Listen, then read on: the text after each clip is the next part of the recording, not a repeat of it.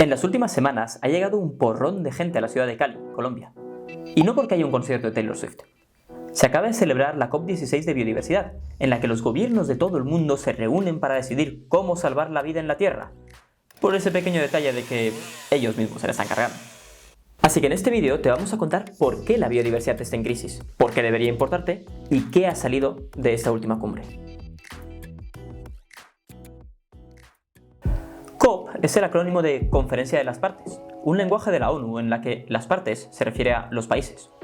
Es básicamente un encuentro entre los gobiernos del mundo para hablar sobre un tema. Normalmente, al hablar de la COP, nos referimos a la famosa cumbre del clima, esa que cada año se celebra en algún país petrolero para ver cómo dejamos de usar petróleo y cuyos acuerdos acaban bloqueados por Arabia Saudí. Esta, de hecho, se está celebrando ahora mismo, en noviembre, en Azerbaiyán. Y no os preocupéis, tendremos un vídeo al respecto. La COP de biodiversidad es un poco como la hermana pequeña de la del clima, a la que nadie hace mucho caso, honestamente. Pero aunque no sea tan popular, es bastante importante.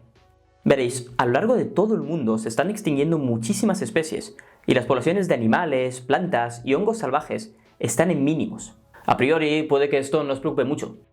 Pero hay quien dice que es un problema mayor que el propio cambio climático, y que si no lo paramos pronto, las consecuencias serán catastróficas. Además de importante, la COP de biodiversidad ha conseguido una cosa muy sorprendente en el panorama político actual: generar optimismo, incluso ilusión, diría. La última de estas cumbres se produjo en Montreal, Canadá, y de ahí salió un plan bastante ambicioso para frenar la pérdida de biodiversidad. En esta ocasión, y para que no se nos suba demasiado a la cabeza, los países se han reunido de nuevo, con resultados más decepcionantes. En muchos de los temas no se han hecho avances significativos, y habrá que volver a ellos dentro de 2 años. Así que mirad, este vídeo os vale doble, porque honestamente en la próxima cumbre se va a hablar de lo mismo. Pero no nos adelantemos. Antes de eso, y sobre todo, antes de que cierres el vídeo, ¿qué es esto de la crisis de biodiversidad? ¿Y por qué te debería importar? La cuestión es, ¿realmente hace tanta falta una cumbre específica para hablar de biodiversidad? ¿Tan mal está la cosa? No os preocupéis, en realidad está peor. Por daros contexto, en la historia del planeta Tierra ha habido hasta la fecha 5 extinciones masivas. La última de ellas tuvo lugar hace unos 65 millones de años, la del meteorito y los dinosaurios, ya sabéis. Pues bien, según la mayoría de medidores de biodiversidad, actualmente estamos a las puertas, si es que no las hemos sobrepasado ya, de la 6ª extinción masiva. Para que os hagáis una idea, entre un 25 y un 33% de todas las especies está en riesgo de extinción, y desde 1970 se ha perdido un 73% de la fauna salvaje. Por su parte, y ya es el último dato catastrófico que damos, se calcula que la tasa de extinción de especies vegetales se ha multiplicado por 500 desde la revolución industrial. Y todo esto sabiendo que la biología contemporánea apenas conoce una mínima fracción de toda la biodiversidad que realmente existe. ¿Os imagináis cuántas especies de plantas, animales, hongos, protistas o bacterias se podrían extinguir antes siquiera de que lleguemos a descubrirlas y clasificarlas? Pero más allá de las imágenes dramáticas de osos polares desvalidos, ¿qué nos estamos jugando con esta crisis de biodiversidad? La verdad es que bastante más de lo que parece. La diversidad biológica no es un simple decorado bonito para los selfies de nuestro viaje al Amazonas. ¿Recordáis la cadena trófica, eso que aprendíamos en clase de ciencias? Las plantas hacen la fotosíntesis, los herbívoros comen plantas, los carnívoros comen herbívoros, etcétera, etcétera. En la biosfera, todo funciona a través de estas redes de dependencia entre especies. Muchas veces, dependencia significa comer y ser comido, es verdad. Pero muchas otras veces hablamos de relaciones de cooperación indispensables. Hongos que intercambian nutrientes con plantas, insectos que polinizan flores, bacterias que descomponen la materia orgánica. Si una de esas especies desaparece, tiene un efecto que puede llevar a que desaparezca otra.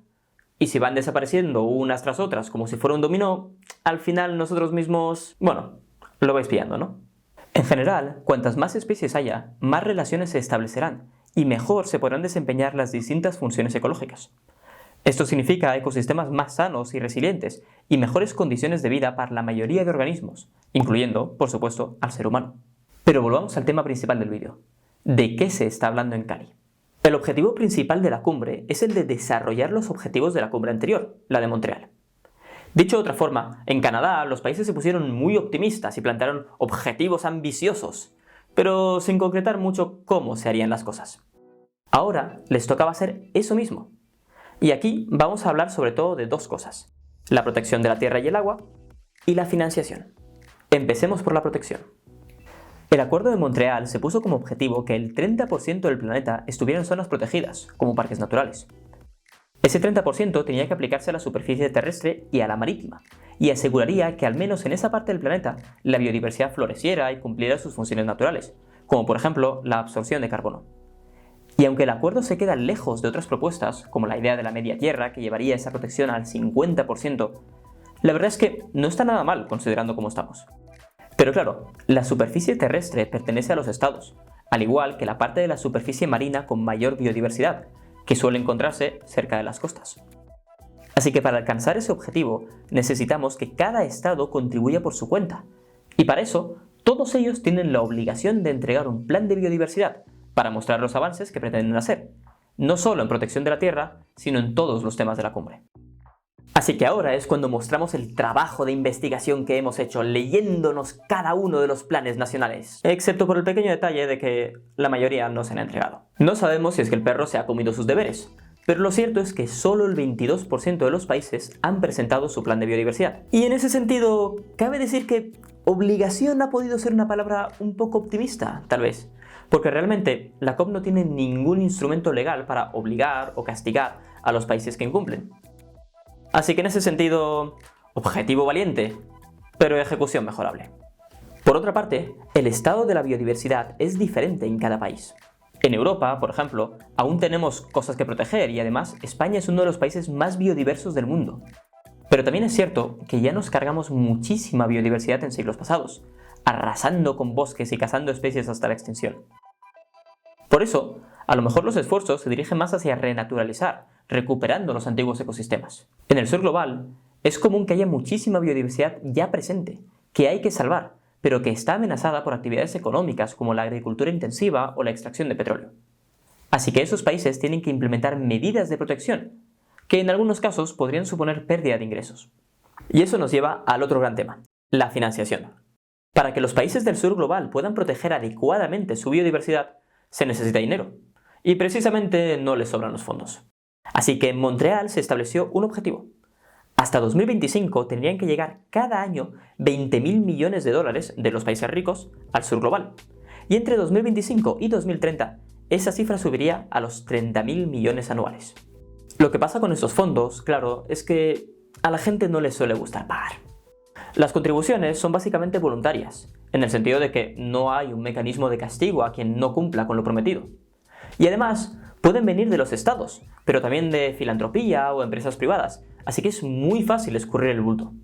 Un informe de Carbon Brief mostró que la gran mayoría de los países ricos no cumplieron ese objetivo de financiación en 2022, con España quedándose en el 30% de lo necesario. Y mira que esos 20.000 millones ya de por sí se consideran bastante poco. Pero tal vez lo más importante es que, según lo acordado en Montreal, la mayoría de esos 30.000 millones deberían provenir de una cosa muy concreta: la eliminación de los subsidios a las actividades que destruyen la biodiversidad.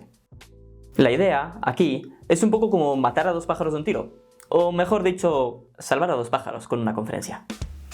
Sabemos que hay muchas actividades económicas, como los monocultivos, los pesticidas o el uso de combustibles fósiles, que están provocando la crisis de biodiversidad, y a los cuales les damos un montón de dinero en subsidios públicos. Es más, según la ONU, cada año se gastan, atentos al número, centenares de miles de millones de dólares en subsidios públicos a actividades que destruyen la naturaleza, mucho más que el presupuesto para protegerla. Así que quitamos esos subsidios para que esas actividades se produzcan menos y además usamos el dinero para proteger la biodiversidad en el sur global. Parece lógico y buena idea, pero eso no significa que vaya a ser fácil. Eliminar los subsidios significa enfrentarse a las industrias locales, a grandes multinacionales y a muchos gobiernos.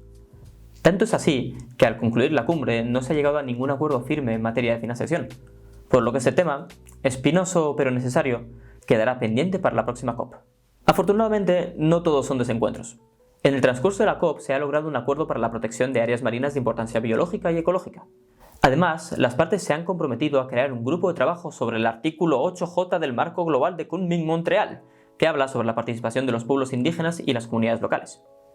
La idea es fomentar la participación de abajo arriba y mejorar las condiciones de financiación. Ya sabéis, el gran tema. Estos pasos adelante suenan bien, pero por supuesto habrá que ver cómo se concretan. Hay algunos temas más, claro.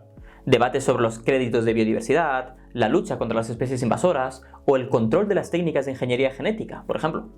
Pero como no queremos aburriros demasiado, ya sabéis que en la descripción está la bibliografía y que podéis seguir investigando por ahí o directamente preguntarnos en los comentarios. Y nada, si te ha gustado el vídeo, por favor suscríbete, compártelo con tus amigos y dale like, que de verdad que nos ayuda muchísimo. Nos vemos pronto.